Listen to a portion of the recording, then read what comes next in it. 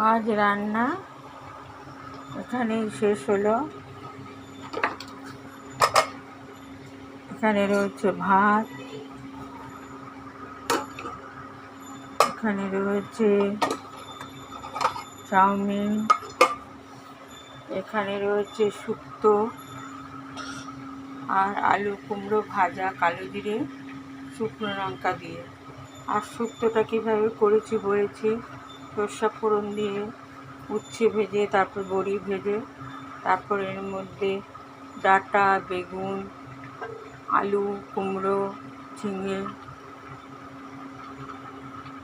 দিয়েছি, দিয়ে তারপরে কষিয়ে একটু সেদ্ধ হয়ে এসছে, তারপরে দুধ আর পোস্ত দিয়ে নুন মিষ্টি দিয়ে বড়ি ভাজা দিয়ে নামিয়েছি। এখানে রয়েছে চিকেনটা পেঁয়াজ, টমেটো, আদা, রসুন ভাজা দিয়ে